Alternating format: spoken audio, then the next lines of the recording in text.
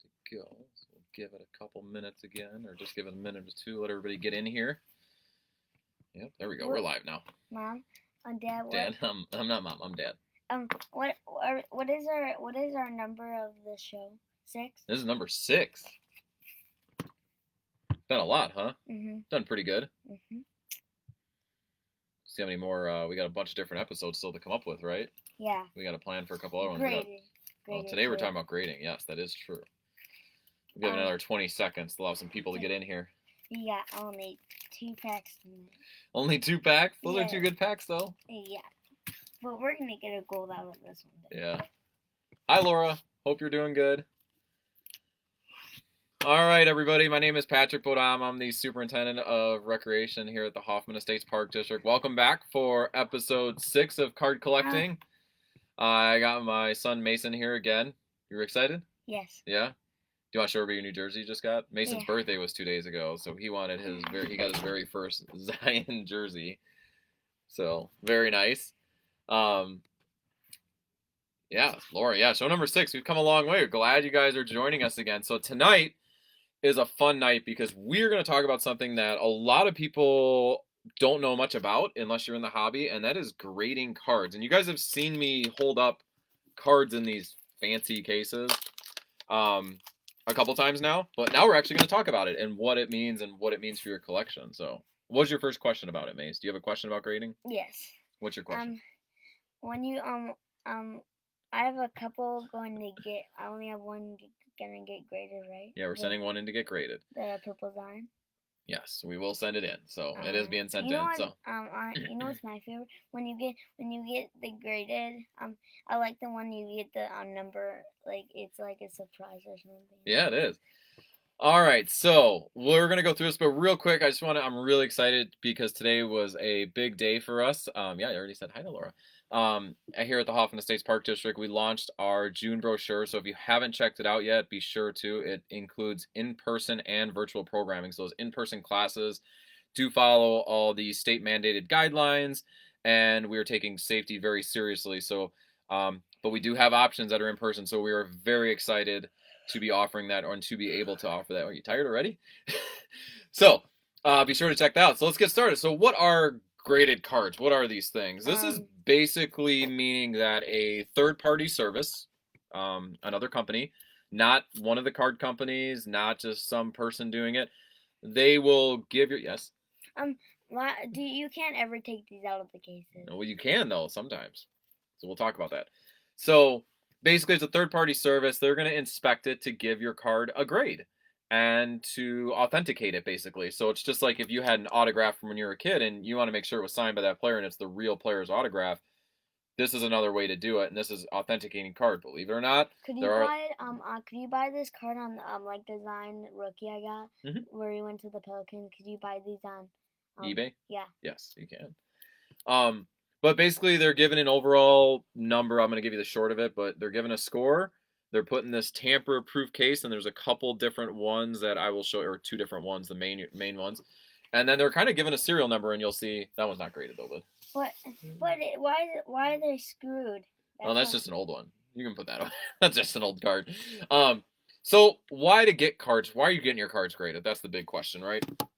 Let's give an example of some of these cards. You're normally going to see, and there's probably some extreme examples, but it increases the value of the card. A non-graded card versus a graded card, on average, I would say if I had to put a number to it, probably 25% increase in value. Sometimes more than that. There's cards that I was doing some math today that see a 300% increase versus the non-graded and the graded version. So, and it's a way to protect your investment. It's sealed forever, Mason said, but I will talk about what people do to crack these. Can you take these off on the top? Now with your hands, you got to use a tool to break it open, but we'll talk about that. So, but yeah, so these are, typically you'll see about 25 to 50% increase on the value of your card, which is great, and it protects them forever. And so it's a good thing to do it. It is not cheap, and it can get costly. So if you start to do it to a lot of cards. The other thing to keep in mind is that what's also cool is you'll know the population of the cards, and I'll talk about pop reports is what it's called. So how many of these got this grade, and how many people have graded it? So the rarer they are, the better the higher the value is. Like if there's not a lot of stuff that's been graded, that's probably a better chance it's going to be worth more. So it's a good thing to do. Uh, so how to get your cards graded? That's the big question, right? Do I just Pat? What do I do with this? So you got two options basically that I consider. Like I said, there's probably other options out there, but the two that I consider are you're either going to send it in on your own, which in my experience is more expensive, or buy it on eBay. Well, you can buy them on eBay, but you take it to your own card shop that's in the area, and sometimes they'll do group submissions where they will send it together, so you might get a cheaper price. If you're sending one card in on your own, um, it's probably going to cost a little bit more, just because they get bulk discounts usually. So I would check out your local card dealer. I know what you do with that. You put the you should also be careful of the cards because sometimes they're hard to put them in there. And you also could put what you put the card in right, and then what you put right there. Yeah. So Mason just said a good point. These are a very flimsy case versus the normal hard cases like that I've shown in past episodes as well, where it's kind of like this. Yeah. So these flimsy cases are actually what a lot of these services that want it to come in. They want it to come in these flimsy cases. So when I'm prepping my stuff, and actually we'll talk about it a little bit in one of our upcoming episodes, because I'm going to talk about supplies and things like that. But it's called a card saver. How does it not break when you squish it? Yeah, I don't know. But this is actually better protector than you think, because the card doesn't move around in it, where in those top loaders that I show and those other things, they can sometimes move around in those ones. Can these move around? Yeah, sometimes in those ones they fall out the top if you're not careful. But yeah, so card savers is how you will submit it. The big thing I will say is some people are like, when you ask about how to get your cards graded and should I get my cards graded, I would do research. I would check eBay out, find your card, find out what it's worth. If you think it's going to get a good grade or not, that's another big question. Like, do I think this is going to get a 9 or a 10? And we'll explain that here, what the grades mean and those numbers mean on those cards. But if you think you're going to get a good number and it increases the value of the card, yeah, absolutely. If sometimes that question, when you answer it yourself by doing some research, it's probably sometimes is the answer you're not looking for, because you're not going to send it in because it's just not worth it. So when you use these cases, when you have a binder, they could fall out when you have them upside down. Correct. Yeah. So if you got it, let's say if you're going to spend, like I said, on average, it's probably $20 a card. You should probably just plan on that. It can be cheaper depending on the service. It can be more because depending on how fast you want the turnaround time. But if you're going to spend $20 and your value is only going to go up $10, there's no point to get it graded. So just keep an eye on that. If the value does increase enough and it's worth the time and worth the money and it's worth the investment, that is something to keep in mind. So, but like I said, I could go down a rabbit hole with that forever. It just depends on your card and depends on what you have. So let's talk now about, there's two main companies, and there's another one out there. It's called SGC.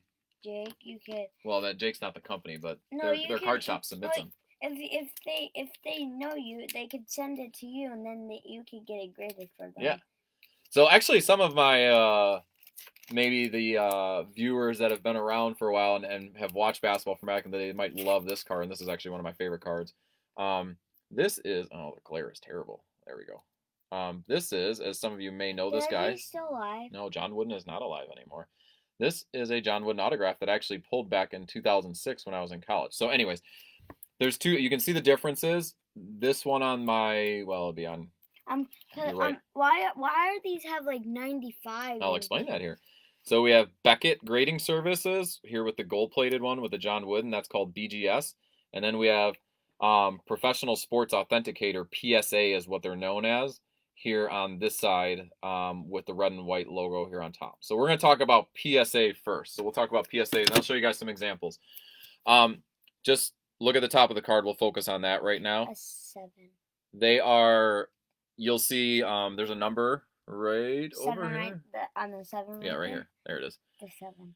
That's your grade. That's going to be on a scale of 1 to 10. These cards were all graded on a scale of 1 to 10. The NM means near mint. They have definitions for each grade. Yes, Mason? If you don't fight if you get it not a good card, but if it's a good one, it's not lined up, then don't get mad if it's not lined up good. And then yeah, you don't want to send it if it's not good. So this is the Kevin Durant 2007. It'll give you the definition, and there's actually a serial number on here. So their app you can actually scan it. It'll give you all the stats behind it. So one of the things is, and I'm not going to go too in depth with this because it could go on forever, but there's usually a couple things that these companies are going to look at when they get your card. They're going to look at, so with this card, with PSA, they're normally looking at like the focus, the gloss of the card, the centering, the corners.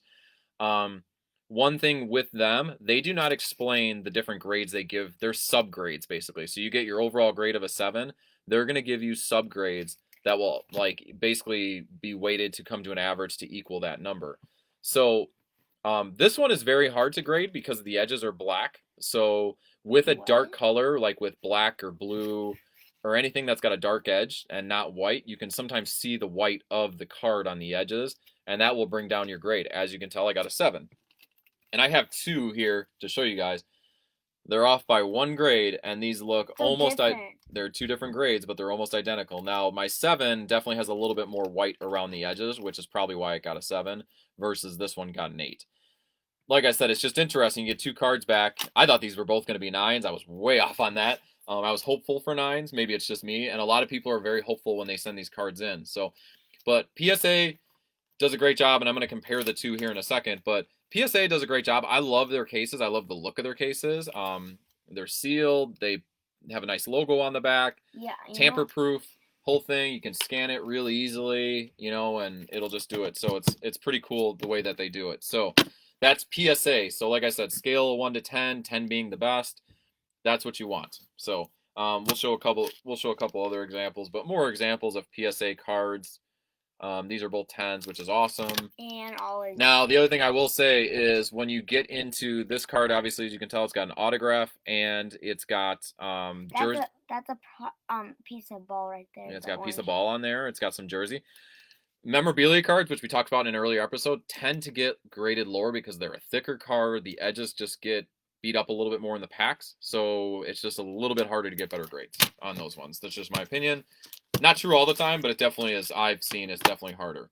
So now let's talk about BGS, which is Beckett Grading Services. A lot of you who collected early on might know that name, Beckett. Beckett is the one that put out a magazine when we were kids, still do it now, that give values on the cards, and will give you, hey, this card's worth this.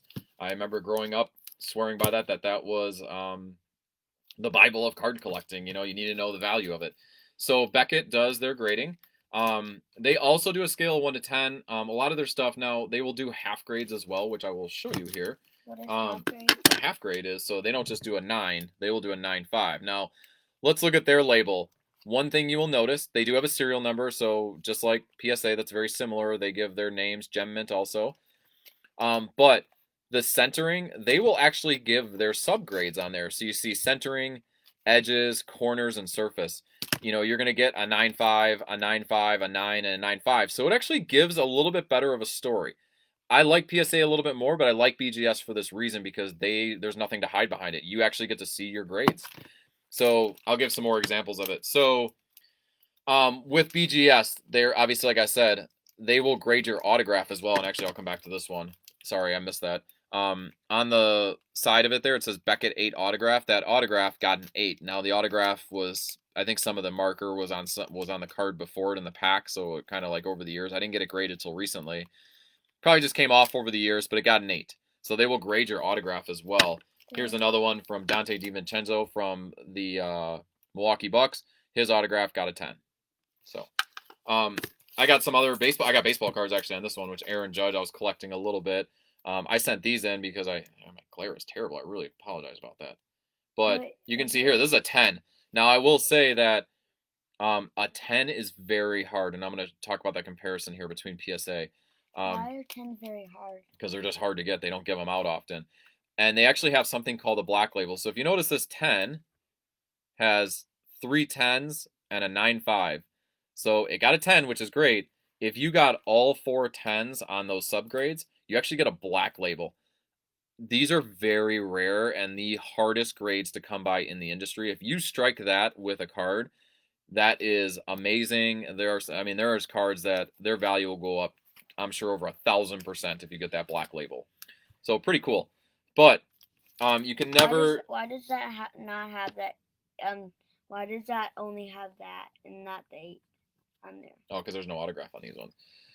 So with these ones, with this one as well, it's another 9.5. Aaron Judge, great score. Don't get me wrong.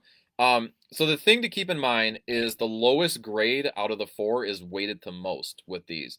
So let's say if you have a 9.5, a 9.5, a 9, and an 8.